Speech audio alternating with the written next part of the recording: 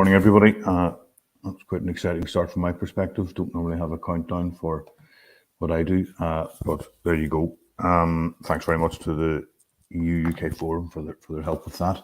Welcome to the second of three seminars that the UK Mission are doing in conjunction with the Forum on Northern Ireland, trying to explain Northern Ireland a bit better to people. For those who were there, the first seminar looked at the Good Friday Agreement, and today's seminar we're looking at the Northern Ireland economy. And on the panel we have three speakers. We have Richard Ramsey, who is the Chief Economist at Ulster Bank.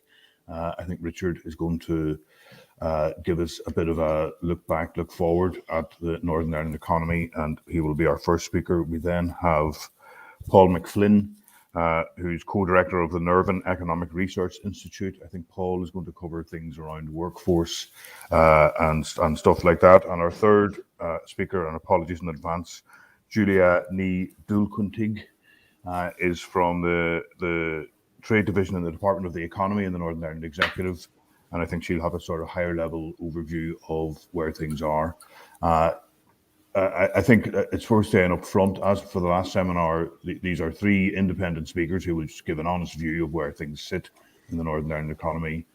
Clearly, there is relevance to doing this with the ongoing negotiations around the protocol, but the speakers will give their own personal views. This is not government sponsored. We're simply organising it as a sort of educational event. The intention is to have this as interactive as possible. So after we've had the three presentations, we very much welcome questions from the audience. I think there's a chat function that enables you to do that. And we very much look forward to hearing those questions and answering them as best we can. So nothing further from me at this stage. I will just hand over to Richard for his presentation and speak to you all a bit later. Sorry, one last thing. Thanks very much for coming. Cheers. Bye-bye. Okay, good morning, everybody, and thank you to Rory and his team with the UK Mission in inviting me to speak this morning. What I'm going to do is then a quick overview, a bit of a potted economic history of the Northern Ireland economy, past, present and future. And if we just think back to the 1970s and 1980s, the Northern Ireland economy was characterised by a high unemployment rate, double digits, underdeveloped private sector, huge reliance on the public sector and public expenditure. It was clearly blighted by the Troubles, which were going on at the time. And like other areas of the world in the UK, the manufacturing sector was subject to deindustrialisation, and that led to Northern Ireland having a kind of recession in the early 1980s, like elsewhere. The challenge and the difficulties were actually replacing those manufacturing jobs with suitable jobs elsewhere in the likes of the service sector. It was a period of political instability, and also significantly as well, it was a period of emigration, significant outward migration flows leaving the province. In terms of when we turn to the early 1990s, the Northern Ireland economy, yes, things were improving. Northern Ireland avoided the UK recession in the early 1990s, and indeed the housing market downturn that happened in the UK, and that kind of led to the belief that at the time, for the next 10 to 20 years, that Northern Ireland was in fact recession-proof, and because of the size of the public sector, it would be able to withstand anything that the global economic challenges or UK economic challenges could throw at it. But its protection and its avoiding the UK recession in the early 1990s wasn't just in terms of the scale of the public sector, which obviously insulated it, but it was also because the private sector was underdeveloped. So areas, particularly consumer services, retail, like tourism, couldn't really get hit to the same degree.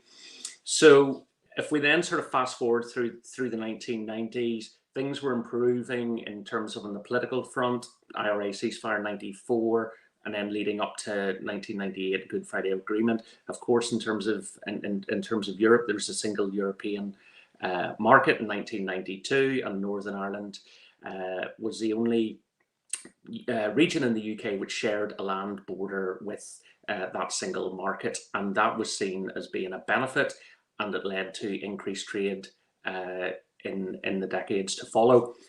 If we then come to 1998, the period 1998 to 2007 could be described as the nice decade, to coin the phrase of Mervyn King, which was non-inflationary continuous expansion, really low inflation, and over that period you were having earnings were growing at about 2% above the rate of inflation. So prosperity was on the rise.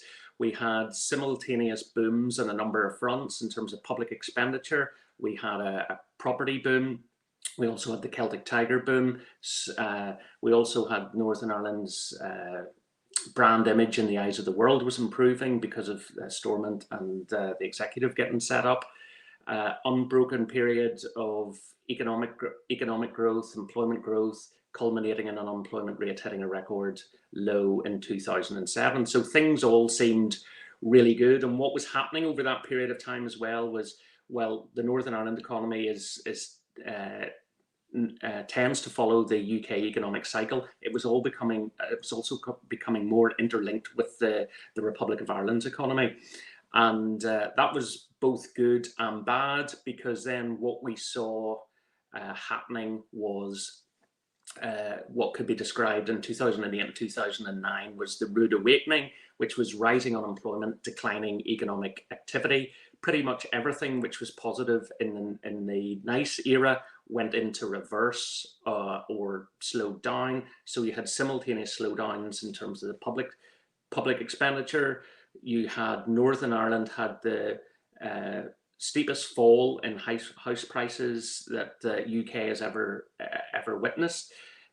So on the way up, you saw house prices in 2.5 years doubled, and then they fell by almost 60% in the subsequent years after that peak. And even today, they're still just under 30% below where they were at the freak peak in 2007. So all of those things went into reverse. There was, of course, the credit crunch, and that credit crunch, you saw the construction industry hit hard, and also in terms of the banking sector. And so those have been problem areas, and both construction, the banking sector are obviously then still smaller today than they were back at that in that heyday. But what we then saw in the period then sort of after this kind of rude awakening was then the recovery phase. And it's interesting to note that Northern Ireland, not only did it hit a recession where we thought, people thought that it was recession proof, it also experienced the deepest, longest recession of any UK region, and it was also had the slowest recovery thereafter. And lots of that was linked to the fact that you had both the credit crunch and the global recession combining with the property boom, both north and south, which impacted Northern Ireland more so than anywhere else. Then I suppose what we were then seeing subsequent to that is there's been a recovery. Employment eventually returned to pre-global financial crisis levels some 8 years later. And what we were seeing just before the pandemic was that the employment rate in Northern Ireland hit a record high, economic inactivity hit a record low, and then we had the likes of tourism sector, very buoyant, and contrasting with the 80s and 90s where tourism in Northern Ireland was clearly a black spot. Indeed, we had the likes of Northern Ireland, parts of Northern Ireland, Belfast and the Causeway Coast in 2018 being cited in the Lonely Planet Guide as being the sort of top destination must visit. So we had all record highs in terms of tourism coming up as we led up towards the pandemic. There was other sectors which we saw recovering and growing, and which didn't feature in previous decades, such as in terms of the film industry, growing film industry in the 80s and 70s and 80s. Filming in Northern Ireland was generally news crews filming the negative aspects of what was happening here, whereas we're now having Hollywood blockbusters being filmed in Belfast and around Northern Ireland. We've also had a thriving cybersecurity sector.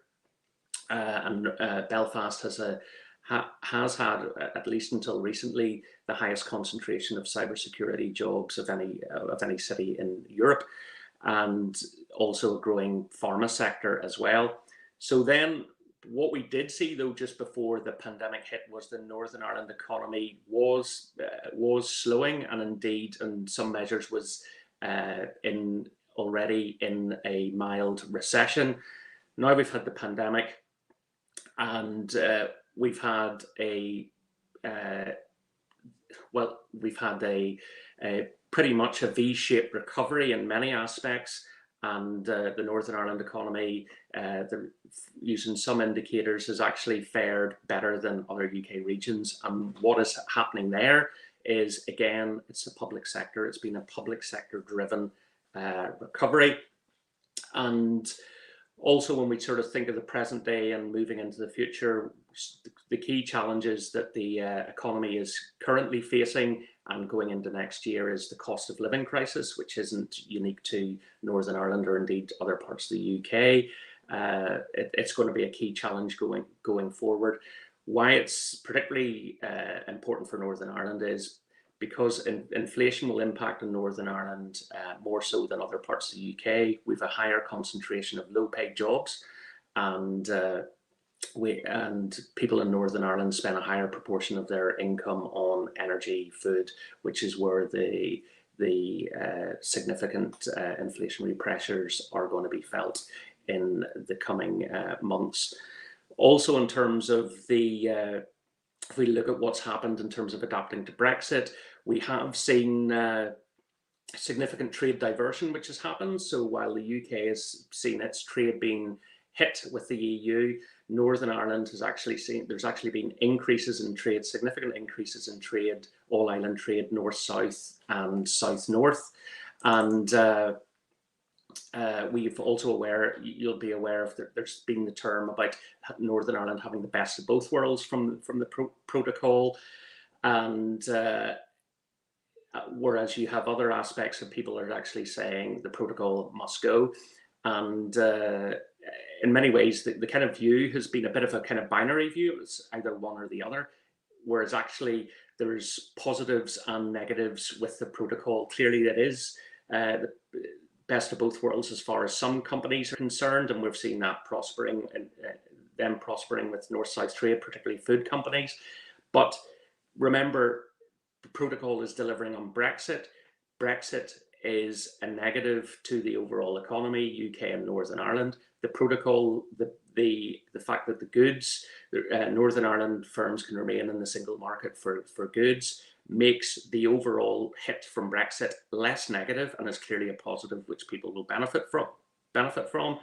But then the east-west, the GB to Northern Ireland trade, the regulatory sea border is causing frictions, is causing costs, increasing regulation, which is what Brexit was inevitably going to lead to. And that actually will have important implications when we think of the cost of living crisis that people in Northern Ireland are going to face, because consumers ultimately are going to see an increase in the cost of goods if they are coming through GB to Northern Ireland in the future.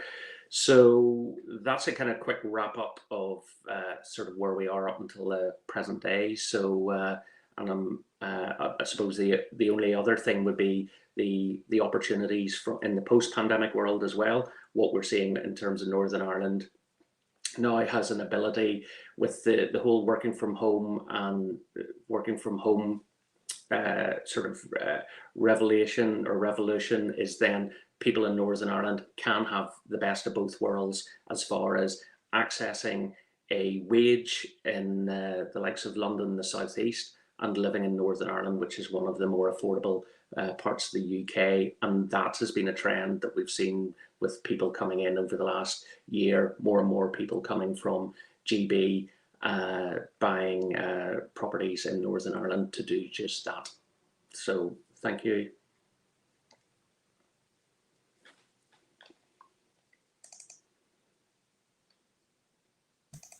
Thanks. Sorry, I think we just go. Well, thanks very much for that, Richard. Really interesting, and I hadn't picked up on there as an option for me to think about. I could move back to Northern Ireland, but still work here. I hadn't thought of that.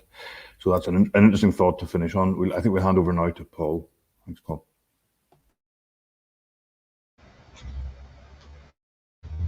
Okay, thanks very much. I hope everybody can see and hear me. Wanted to focus in today a bit more on Northern Ireland's labour market. So sort of picking up on a point that Richard brought up there about productivity, because I don't talk about the Northern Ireland economy as it is now without talking about productivity is pretty poor. Northern Ireland has the lowest productivity of all of the UK's regions. It started out about 10 years ago with a level of about 80% of the UK average, and it's still there now. When you compare it with the Republic of Ireland, we've done some work, obviously, because the Republic of Ireland is impacted by multinationals and a lot of foreign controlled economic activity. But if you actually even split out the foreign owned sections of the Republic of Ireland economy, still comes significantly below the domestic economy there. And look, the causes of that poor productivity record are many. One of the big ones is obviously lies within the labour market. On the surface of it, when you look at Northern Ireland's labour market, it can look quite good, particularly when you look at the unemployment rate. And as Richard mentioned, back in the 1980s, we would have been very envious of the unemployment rate that we have now. But the problem in Northern is economic inactivity. People just simply not participating within the labor at all. We in Northern Ireland is about 4 to 5 percentage points higher rate of economic inactivity than the rest of the UK. Which is right as well that Northern Ireland's economic inactivity rate has come down in recent, particularly before the pandemic, but so has the UK rate of economic. So actually, the gap between the two has remained stubbornly persistent. Interestingly, the Republic of Ireland actually has a very high rate of inactivity. The difference between the two, actually, the rates are coming close in the Republic of Ireland and Northern Ireland, but the difference between the two is that the inactivity in the Republic of Ireland is being driven mostly is a much larger of female inactivity, and is being linked to issues regarding provision of childcare and other services. In Northern Ireland, it is a much more larger share of males in economic inactivity, and that has actually been getting worse. And while we've seen the rate, the male unemployment rate continue to tick down over the years preceding the pandemic, that has also been accompanied by an increased rate of exit from the labour market for male workers. Inactivity or not taking part in the labour market has many causes as well, but participation is generally driven by what outcomes a person can expect from the market. And I think that when we look at Northern Ireland's labour market rate of low pay, particularly in certain regions, has to play a role in discouraging participation within the labour market, particularly for certain types of. So low pay is a big problem, and regionally, Northern Ireland is a very of low pay. But you can't talk about low pay then without also the problem of skills. And it wouldn't be a seminar on Ireland economy without talking about skills.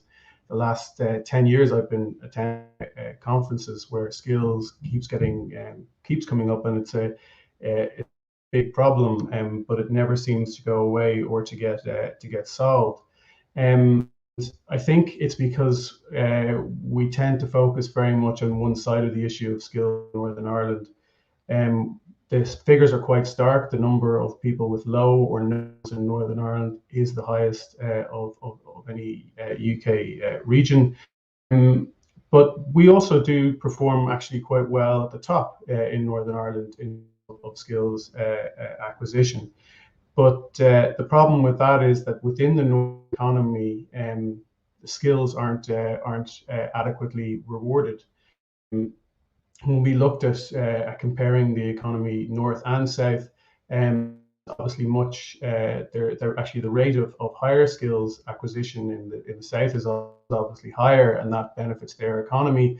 But the age that a person can expect to attract within the comparing north and south, but comparing within Northern Ireland's economy, the premium gets you in terms of wages is considerably lower in Northern Ireland. So incentives are dampened. And I think a problem in Northern Ireland is very much on skills acquisition, of getting people into courses and into qualifications, but very little focus on the demand for skills in Northern Ireland's economy. And I think that's where a significant part of its problem lies. The idea of skills mismatch in an economy is obviously the idea that supply of skills don't meet each other. And whilst you tend to get sort of horizontal skills mismatch, where you've employers looking for a particular set of skills or qualifications in one area or another, and they can't find them. But vertical skills mismatch, where you have employers wanting either workers with higher or much lower skills, is a very important measure. And on that measure, Northern Ireland appear not to have a problem. The level of skills in the economy, the demand for supply of skills look well matched. But that actually is Northern Ireland's biggest problem, is that it has a problem in terms of the supply of skills, but it also has a low demand for skills. So you have firms that just simply aren't looking. Now, obviously, there will be exceptions in this in the round in terms of the economy itself, but there is dynamic that can set into economies whereby firms cannot find or do not foresee expansion, and therefore do not seek out the skills. Therefore, they don't reward them when they find them in the labour market, and then workers don't feel that acquiring skills is within their interest, or is going in terms of wages, and we get this sort of negative feedback. And that's very much where I see where Northern Ireland, one of Northern Ireland's biggest difficulties lies. It's trapped in this dynamic, and it needs to be able to if it's going to move to a higher growth path.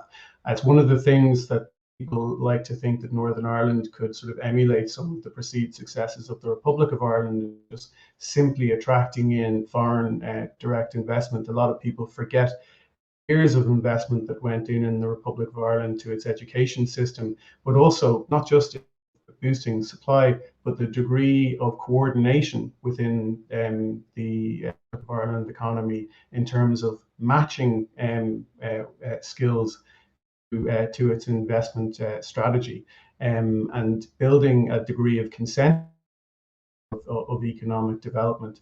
And I think if Northern Ireland is going to begin by attempting to emulate some of that success, it would do well to start with the coordination and the cooperation model. But that's all. Thanks very much.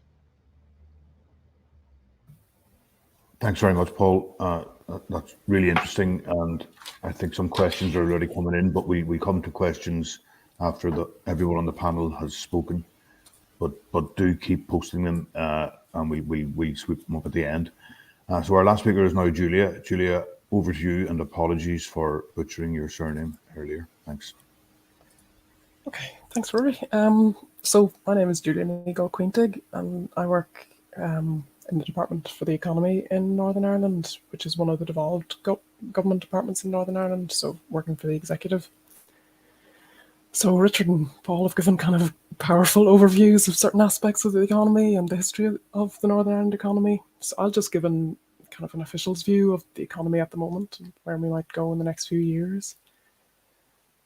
When I sat down to kind of think about this one, or even hearing some of Paul and Richard's thoughts to summarize what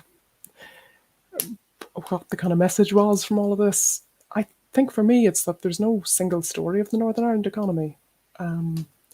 All of us and all of you will have economies that you're familiar with in detail, and I suppose the first thing to say is that the Northern Ireland economy is just as complex and as contradictory at times as any other economy.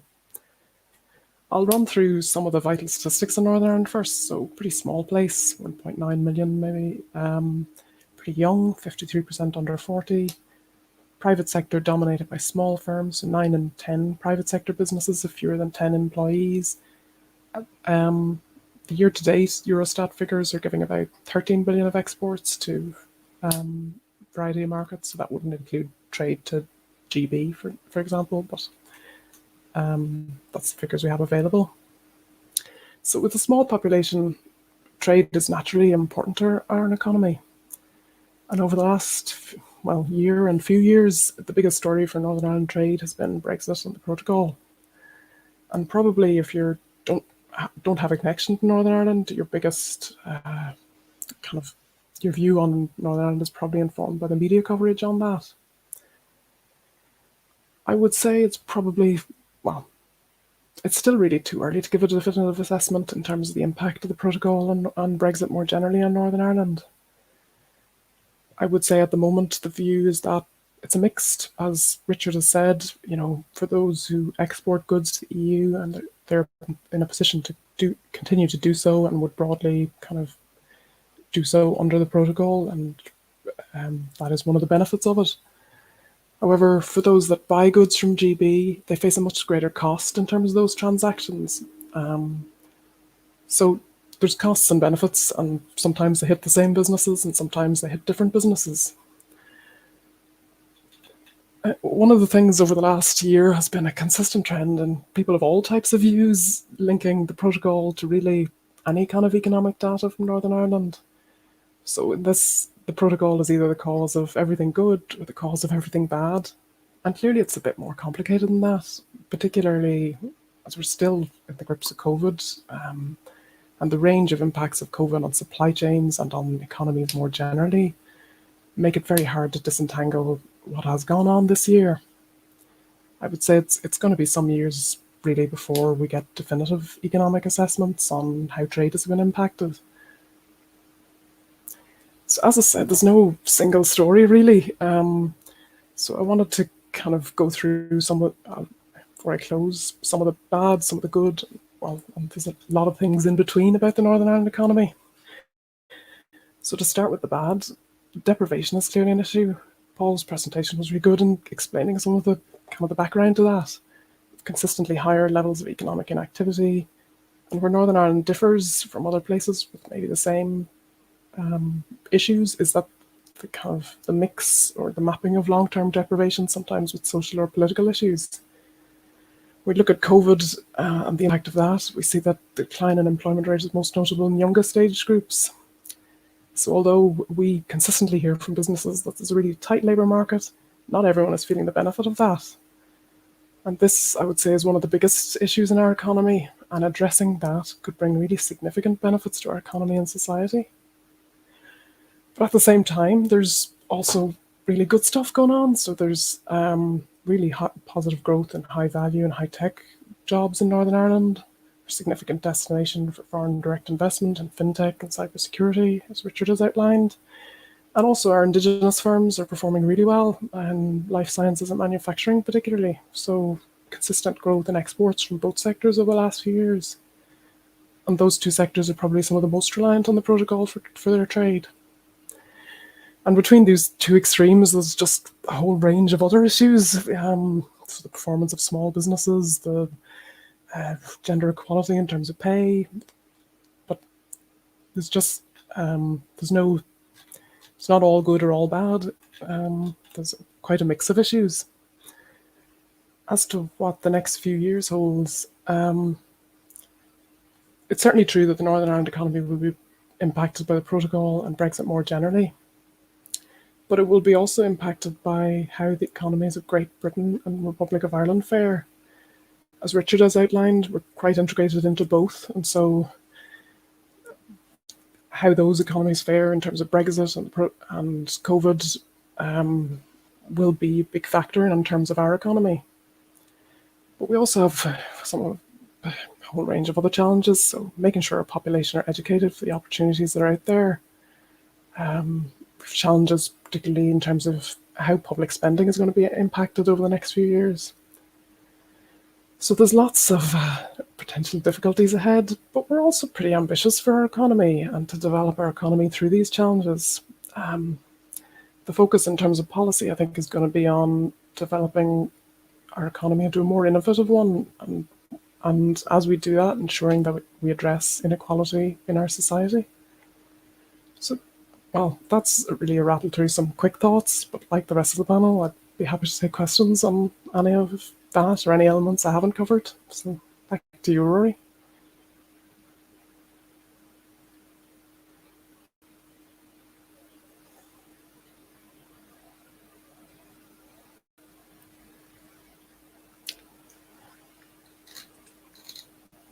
I can't see Rory anymore. He seems to have disappeared. We'll probably go for a few questions while Rory tries to find himself in the system somewhere. Apologies. IT disaster, but I've now joined again. An iPad, so hopefully that'll work. Unfortunately, I've now lost the questions I saw on the sidebar, but I think I can remember them. Rory Montgomery, welcome, Rory. Glad you could join us. Asked, I think, is the fundamental question around skills and productivity to do with the education system, where at the top end it's very good, but you don't have to go down very far to find that it's not that good. And does that mean there's a kind of long-standing issue there that will, I guess, require much more significant reform to do anything about? And I think any and all can have a go at that. And then his second question was whether what we're seeing in relation to increased trade north-south, is that, do we think that's a permanent thing, or is it a blip caused either by, I guess, a combination of, I mean, Rory doesn't say this, so I'm not putting words into his mouth, but it could be caused by a combination of COVID, Brexit, protocol implementation. So I guess views on how permanent does that shift in trade feel? So I don't know, I mean, Paul, maybe we go to you first and see what you think, and then others please chip in as you see fit. Okay. Yeah, absolutely. In terms of the education point, and commentators like John Fitzgerald do make the point that it's not just underinvestment in education, because obviously some people in Northern Ireland do very well out of its education system. It's an inequality effect. If anything, it leaves quite a sizable chunk of the population behind. Now, look, there are a range of issues within Northern Ireland's education system that I don't want to touch on as well, because they're somewhat hot button issues. But there does need to be some sort of conversation, even if no one has agreed on what a reform system would look like now. We have to agree on what the outcomes that a reform system should be aiming towards. And I think it's filling in that middle skills level within Northern Ireland's economy as well. And very much as well, I think, if you are going to reform education, you have to sell not only the education itself, but sell it as a route to a career, and building a bridge between particularly further education and higher skilled employment, and obviously better paid employment. I will comment briefly on the trade stats, because I was looking more in depth at the Central Statistics Office publications on that, and their sort of rather dramatic first estimate of the increase in north-south trade, and it I think what you can say is there's a lot of noise in that data, particularly it appears to be firms in the Republic of Ireland who thought that they were getting getting imports from GB, but actually from Northern Ireland. And I think to say anything definitive about All Ireland trade at this point would be misguided. But I don't think you can ignore the fact that it probably has increased. I'll leave that at that. Great. Richard, do you want to say something about that? Yeah, I suppose first of all, on the productivity issue and sort of educational underachievement, I think the two biggest problems explaining Northern Ireland's poor productivity performance, in my view, are the skills issue in terms of the educational underachievement, and the second area is just underinvestment by businesses. UK is poor in terms of business investment. Northern Ireland is worse, and we've seen investment fall back from Brexit as well. And we now have a situation in the likes of the local banks. We now have more deposits from SMEs than we have money out to lend, and that's something which has only occurred sort of since 2016, which is a feature. It's not blaming that for Brexit. That's obviously an impact, but that just highlights the scale of the kind of underinvestment. And obviously this, over the next 18 months or so, with the Rishi Sunak super deduction, if those deposits aren't transferred into investment sort of in the next year, you would have to sort of think what on earth is going to make businesses invest, and that's impacting on the productivity. The question sort of then talks about underachievement and is that going to impact on growth going forward? I think the education underachievement is going to get worse before it gets better because of the pandemic. And I think we are going to see an epidemic of educational underachievement in our secondary schools. That's not unique to Northern Ireland. It's going to happen everywhere. But the fact that Northern Ireland churns out a higher proportion of school leavers with no or low qualifications is going to be a major problem. So if you fast forward to business community, so where at the minute there's record vacancies and skills shortages all over the place. If you then sort of fast forward the pipeline of what's going to happen over the next 5 years, in my view, that's going to get worse. The Institute of Fiscal Studies in the UK did an interesting sort of research where they were then highlighting the fact of catch-up programs of what's been done in the UK vis-a-vis the likes of the US and I think the Netherlands. And I think it's for each pupil in the likes of the Netherlands, it's about £2,200, 2,200, 2,300. In the US, it's over 2,000. And for the UK, I think it was around about £300 or £400 per. So, and Northern Ireland was at the lower end of that as well. You know, so you just think of that clearly is a problem. Just on the trade issue, I think my view, the sort of there is an increase in north-south trade. I think it is real. I think the issue is going to be the actual scale of it. There's a bit of noise from sort of COVID rebounding relative to last year, but we are seeing. There was a survey done by the Chamber of Commerce there, came out this week, was then saying about almost 1 in 4 firms in Northern Ireland have brought their supply chains back to Northern Ireland, whether it's from GB or elsewhere. So there is a reconfiguration of supply chains is going on, and some people are benefiting from that. But also in another Chamber survey released a month or so ago, what it highlights is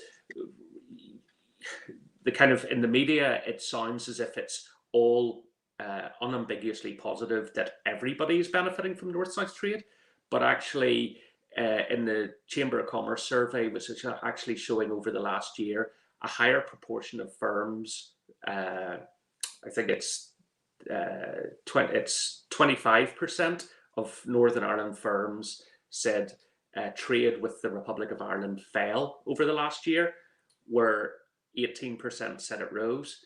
So how could that be? I think what we are seeing is probably more, to explain that would be more firms are maybe being adversely affected, but a smaller number of firms are actually doing really well. And that's always the case with certain Northern Ireland trade. Like it used to be, top 10 exporters accounted for about 45 to 50% of trade. So I think there's something like that going on. But I do think all island trade, north south and south north, is going to go up. It's just a matter of scale. Great, thanks, Julia. Yeah, just to add to Richard's last point, I think on north-south trade, it's a good few sources. It's not only do we see it in the Eurostat or the CSO data, we see it in Eurostat kind of reporting that increase. So I wouldn't doubt that it's real. I think it is probably influenced, the scale of that change is probably influenced by a few big firms, and you see particularly major increases in terms of exports from Northern Ireland in pharmaceutical products. There's a question in my mind, is this something related to COVID supply chains that might be short-lived, the price of certain products in that supply chain around chemicals at the moment? So value is hard to it's hard to know how reliable the value is, perhaps for some commodities at the moment, because the value of chemicals has increased so much for some. But I think the key question is, and the one we don't know yet, is has the number of firms participating in north-south trade increased?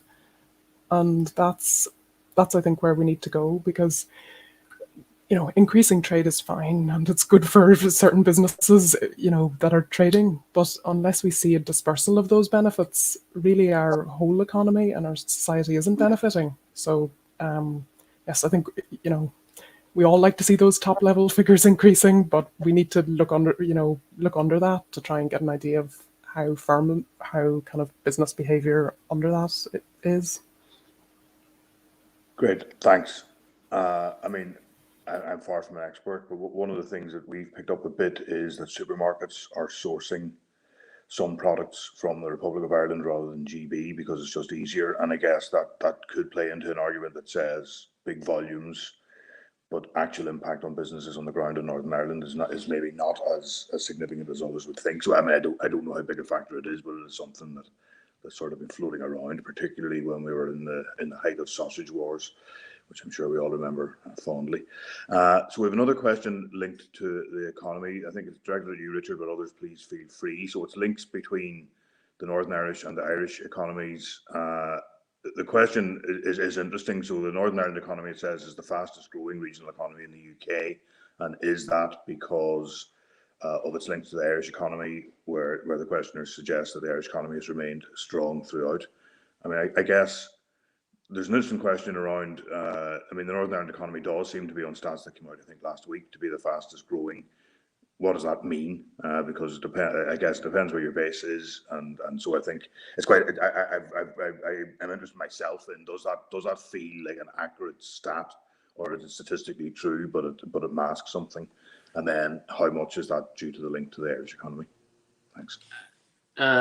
Well, actually, it's what the statistics were coming out with. The Financial Times ran with a story which was actually saying the Northern Ireland economy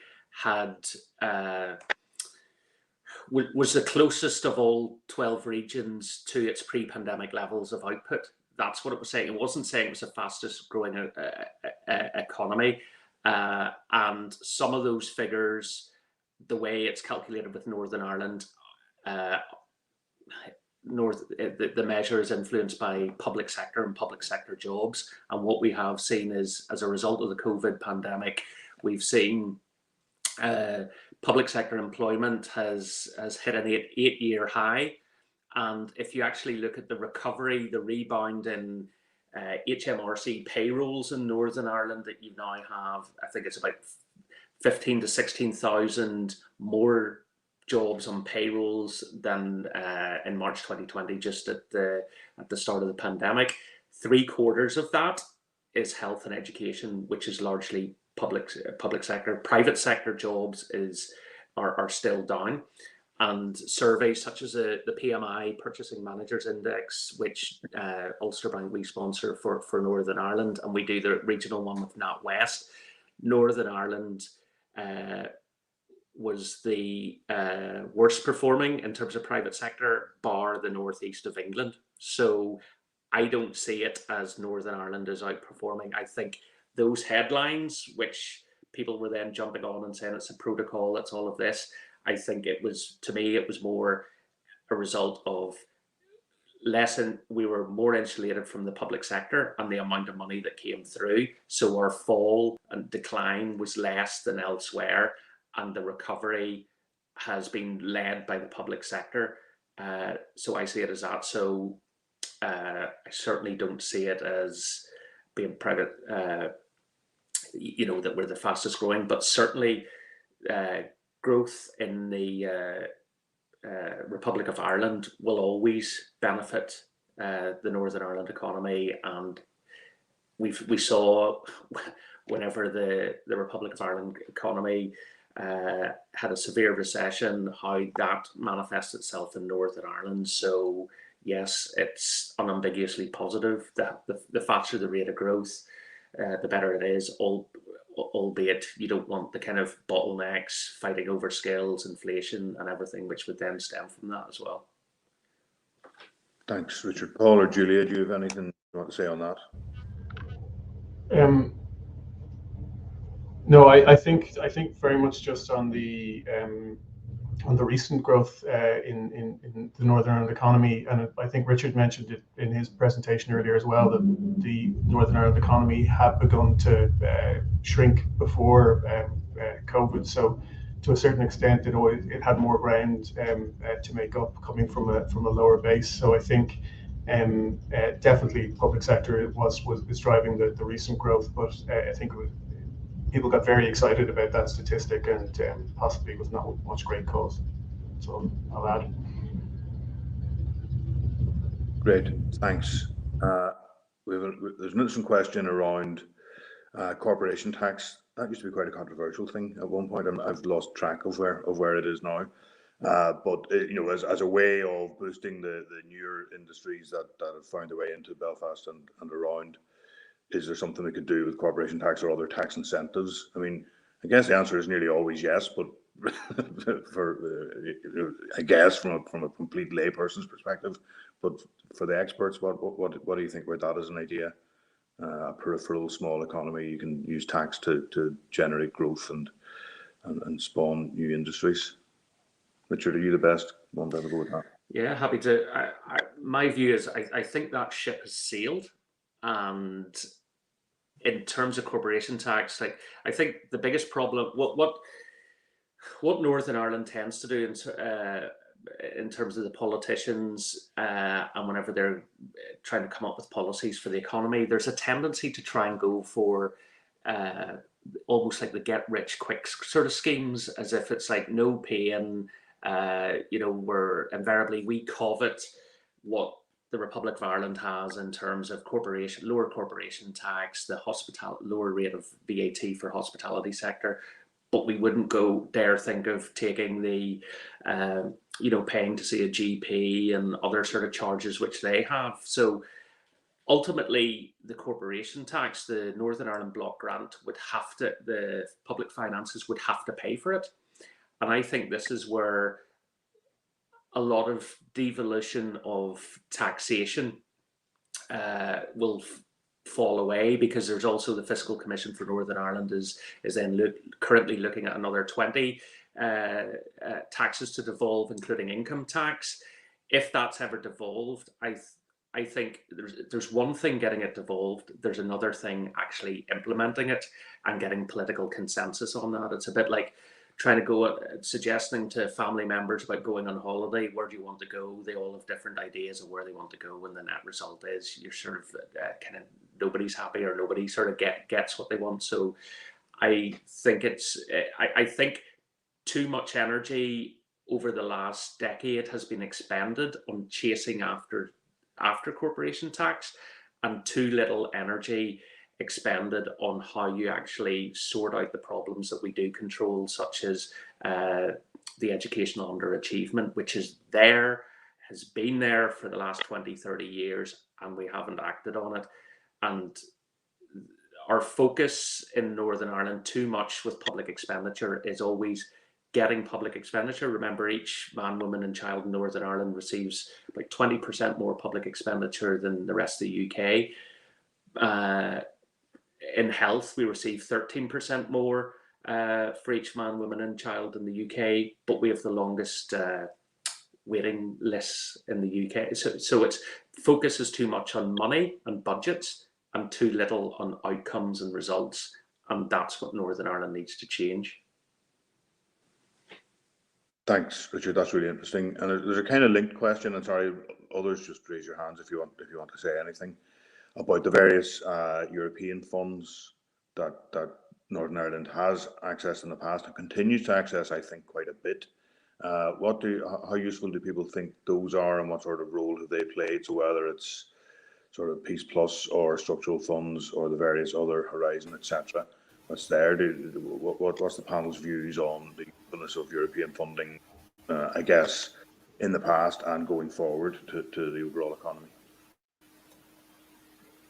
If I can come in on that one, Rory, I think European funding has been a significant benefit to our economy in the past. So there's a whole range of, kind of off the top of my head, even rural development programs and small business programs that have been funded through that. I work very closely with Intertrade Ireland, which is a north-south cross-border body, which has been very involved in Peace Plus over the last few years in terms of driving small business innovation. So I'm familiar with programs funded from it. The worry, well, a significant, and to touch on Richard's worry about, as civil servants and maybe politicians, we're all too worried about getting money in, but leaving the EU, one of the big impacts on Northern Ireland is the loss of access to EU programs. And that, so for example, Horizon, the UK isn't yet a part of that, so that's a significant concern for our universities. Peace Plus, will continue hopefully, but there's a European regional development funding, say, is gone, and or if it's not gone yet, it's going in the next year or two. And that is a real concern in terms of the programs that it would have funded, which were generally quite outcome focused and good programs, so that's a real concern as we head towards a kind of tighter budget situation, that we do so with a gap that is left from EU funding. I don't know if others want to chime in. I suppose I would agree with what Julie has said there. I suppose if we look back over the amount of money over the last number of decades, I think it's perhaps from my perspective, and maybe from an economist's perspective, it was disappointing that there wasn't more effort and legacy on the kind of infrastructure and supply side. Particularly for example, the fact that even to this day we still don't have a motorway between Belfast and Derry, Londonderry, whereas they're moving sort of towards that from UK and Northern Ireland sort of funds, but it was almost something to me, and I used to live halfway between the two places, so I have maybe a vested interest there, but it was almost things like that, whereas it used to be that you would say you noticed when you crossed the border, because the roads started getting worse when you went from Northern Ireland to the Republic of Ireland. That has gone into reverse, and you can see the supply side and where EU funding has gone in terms of valuable infrastructure projects and roads in the Republic of Ireland, which have a legacy, which are there for everybody to see for decades afterwards, where I think a lot of the money, people might wonder in Northern Ireland, where did it go? Because a lot of it was into programs and sort of jobs, short-term jobs, or things like that, rather than actual physical infrastructure. Yeah, I grew up in Derry. I was home for the first time in a couple of years in October, and the roadworks it's great from Belfast until about Toonbridge, and then the roadworks from Toonbridge into Derry are just nearly crashed a few times. They're so confusing, but it's a sign of improvement. But I agree. And it's kind of the Derry wine, the lack of a dual carriageway to Belfast has been the story of my life. Very good. So we now have quite an interesting question from Gina around the labour market is now a bit more buoyant, IT, financial skills, and the public sector can't compete with the sort of salaries the private sector can offer, which in some ways would be a great sign of success, wouldn't it, that we have a more diverse employment thing, but it can clearly throw up some problems as well. So any thoughts on a world where people leave the public sector because the private sector pays better? Yeah. I just come in on that one briefly. Like, I think maybe from my presentation as well, I tend not to focus on positives much, but there's no doubt that there is in Belfast, as Richard outlined, some very impressive growth industries, and a lot of them coming up to a sort of a significant enough scale. But it's like when you focus on the skills, if you look at the top end in Northern Ireland, we can do quite well and measure up quite well, but it's that bit in the middle which we're missing. And I think as well, this is sometimes what my problem as well with the focus on FDI as well is, it's great to have some really impressive high growth firms in certain high growth sectors. If you can't see sort of a chain link from that out to other industries or growth in clusters, all you're really doing is either buying in success or focusing a lot of time and investment on something that's going to only impact on a very small number of people. So I think if the growth dynamic that we were seeing in Northern Ireland looked as if inward investment was spurring on indigenous industry. I mean, that's the whole point of foreign direct investment. It's not just to say get X number of jobs in here. It's that it challenges local industry to up their productivity, to up their skills, to maybe think about exporting as well. And I think that's the real challenge for Northern Ireland. I think it comes back to the corporation tax, the point that Richard made about the get rich quick. If we can just get this X number of jobs in here, and that'll be it, and that's everything. Hands off the handlebars, roll down the hill. The harder part is embedding that into the local economy, and I think that's the challenge that we're still flunking. Great, thanks. And we're nearly out of time, but we have one last question from Sandra on how well placed do you think Northern Ireland is to benefit from either European or UK investment in the green economy, the great growth area of the future? What are views on that, Julia? Yeah, quite well placed for some. Northern Ireland's a small economy, so it's going to have to specialise in terms of some aspects of the green economy, which is quite a nice catch-all. I'd say for hydrogen, quite well placed. There's a good lot of really interesting stuff happening in Northern Ireland. Buses, hydrogen fueled buses spring to mind, but there's a few other projects as well. I think as policymakers, we have to ensure what we're doing at the moment has sustainability kind of baked into it. So, loads of our exports are in manufacturing and agri-food. How do we make sure those are part of a green recovery? That our exports are sustainable in the long term, reduce the carbon emissions of manufacturing. I think we will be well placed, but there's definitely, there's interesting technologies, but there's also kind of some policy thinking we're going to have to do within Northern Ireland on ensuring all industries are sort of part of a green recovery, and particularly industries that export and add a lot of value. Thanks, Julia. Richard or Paul, any final thoughts before we? One very brief one, just on the climate change issues. That obviously agriculture, the size of the agriculture sector, is something that Northern Ireland has more in common with the Republic of Ireland than it does any the other parts of the UK. Really, you obviously aren't going to be able to have significant action on climate change without looking at agriculture. And actually, Northern Ireland does have a very firm footing in research and development in agri-food and related areas, particularly in Queens. I would think that's a natural area for sort of a joint north-south investment in whatever the technology is going to be that's going to bring that forward. That's me. Thanks. Any final thoughts, Richard, before I try and sum this up?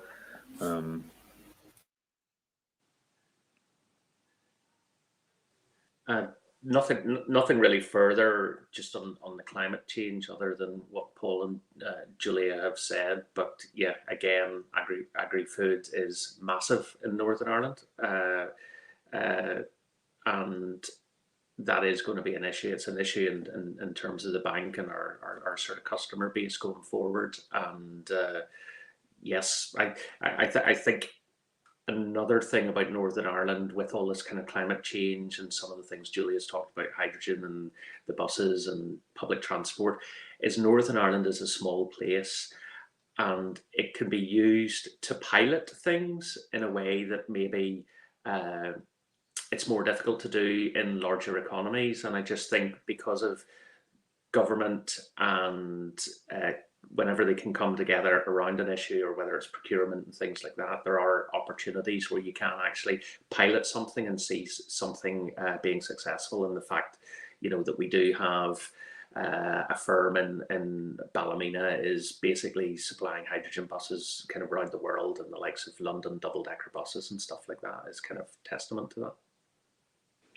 Great. Thanks very much, everybody. I mean, just for my sins, as well as dealing with Northern Ireland and fisheries, I also deal with agriculture, and it's a live debate in Europe as well. The last CAP reform, I suppose it's the greenest yet, but then that's not saying a great deal. I think interestingly, although they won't say it out loud, Europe is looking quite a bit at England and the new farming policy there, and the move away from direct payments and the move towards more sustainable land management. So I think there are some things there which people are interested in seeing, but in the kind of green future that we all want, agriculture is a bit behind the pack, and there's quite a bit to be done. So I guess there is a risk of an adverse impact on NI if we don't get that stuff right.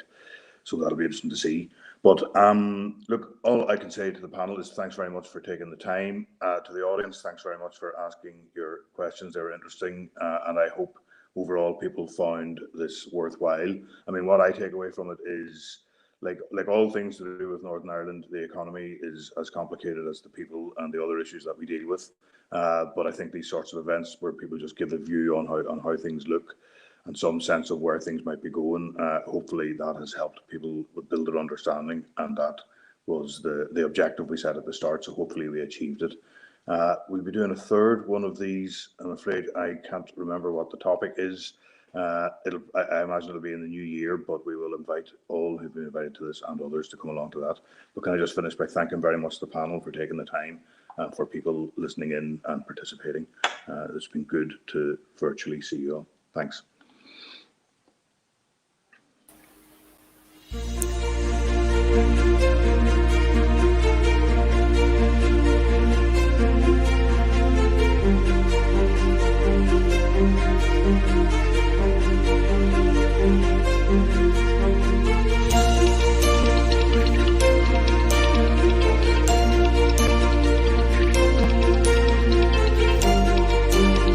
Thank you.